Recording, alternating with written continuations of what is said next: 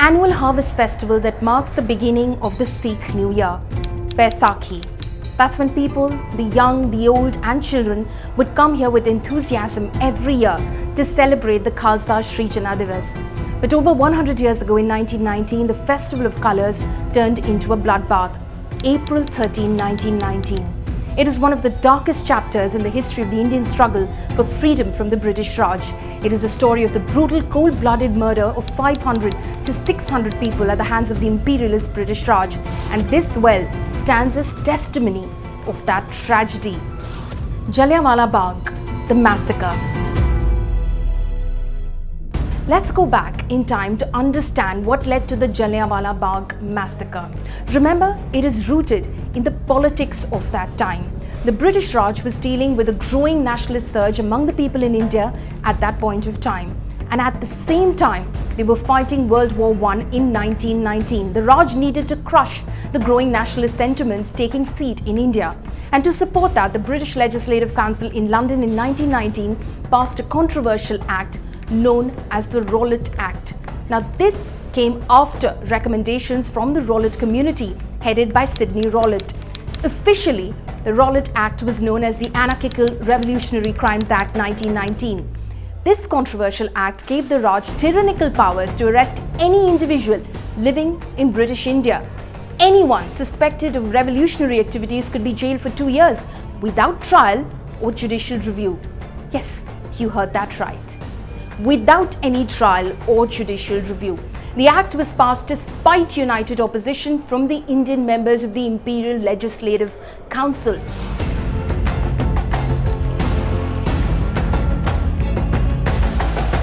As expected, this act then caused discontentment in the people. And when Mahatma Gandhi called for satyagraha against the Rowlatt Act, the response was undoubtedly huge. The movement and protest spread throughout the country, reaching Punjab as well, where the situation was about to explode. In Lahore, the largest city of Punjab at the time, it seemed like the whole city came out on the streets to protest. Many leaders resigned from the Imperial Legislative Council, like Madan Mohan Malviya, Muhammad Ali Jinnah and Mazhar-ul-Haq. At the time, the British Lieutenant Governor of Punjab was Michael O'Dwyer. He was especially alarmed about this. He suspected that a revolt was imminent. Satyagraha against the Rowlatt Act was initiated on April 6, 1919. Dr. Saifuddin Kichlu and Dr. Satyapal spearheaded the protests in Amritsar against the Rowlatt Act and inspired Hindu-Muslim unity among the masses.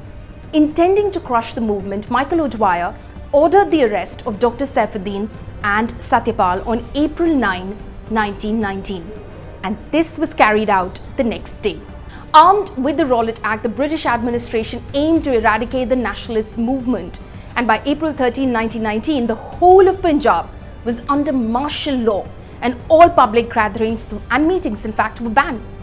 It was the day of Baisakhi and a considerable non-violent crowd had gathered in the Jallianwala Bagh to protest against the arrest of Dr. Saifuddin and Dr. Satyapal after returning from the Ardas at the Sri Harmandir Sahib, which is the Golden Temple.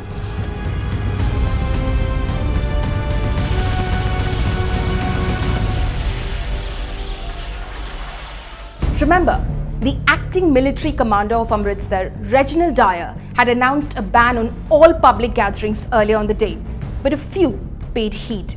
Many who were present at the Bagh had earlier worshipped at the Golden Temple and were passing through the Bagh on their way home. He got a wind of a public gathering taking place in the Jallianwala Bagh. He took to the Jallianwala Bagh with his troops and covered all the exits of the Bagh. And then what happened next will shake your soul. He ordered his troops armed with rifles to fire at the unarmed crowd, the unprovoked firing that followed. Women, children, senior citizens, nobody was spared. Mind you, nobody was spared. As many as 90 British Indian Army soldiers opened fire at over 10,000 unarmed, innocent lives. Rampant chaos spread throughout the crowd. People attempted to climb out of the Bagh. Some tried to save their lives by jumping into the well, which was nothing but a barren land. The firing continued for 10 to 15 minutes and only stopped when the ammunition was exhausted. It was recorded that 150 bodies were extracted out of the well at the center of the Jallianwala Bagh. A total of 1,650 rounds were fired and more than 500 people were killed and 3 times as many injured. Many people died in the stampede during the chaos, while many were fatally injured and couldn't get any medical attention due to the martial law and succumbed to their injuries. Among the dead were men, women, the elderly and children as young as 7 months old. The total death toll is believed to be around 500 people with 1,500 injured. The British Raj tried its absolute best to control the spread of information about this massacre. Nevertheless, it spread throughout the nation like wildfire. Protests took place throughout the country in opposition to the British government. 2 days after the massacre, martial law was imposed on Lahore, Amritsar, Gujranwala, Gujarat and Lalpur. Rabindranath Tagore was deeply disturbed by the incident, and in an act of protest against the British, he renounced all the titles awarded to him, including his knighthood. Similarly, Mahatma Gandhi relinquished his title of Kaisar-e-Hind bestowed on him by the British Raj.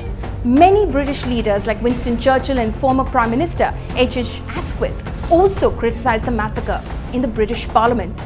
The Lieutenant Governor of Punjab, Michael O'Dwyer, heavily supported the actions of Dyer. He believed that a revolt was brewing against the British Raj in Punjab. He also approved of the massacre and was an integral part of the planning. Now let us remind you, freedom fighter Udham Singh was present in the Bagh during the massacre and was injured as well. On March 13, 1940, he assassinated Michael O'Dwyer at the Caxton Hall in London. However, his actions were an expression of the pent-up fury of the downtrodden Indian people. Udham Singh was convicted of the assassination of Michael O'Dwyer and was hanged on July 31, 1940. In 1951, the Government of India set up a memorial at Jallianwala Bagh to commemorate the spirit of Indian revolutionaries and the people who lost their lives in the brutal massacre. Jallianwala Bagh Massacre was one of the worst political crimes of the 20th century. A cold-blooded genocide that led to the bloodiest Baisakhi will never be forgotten by the entire nation. For more informative videos like this, keep watching India Today News Mo.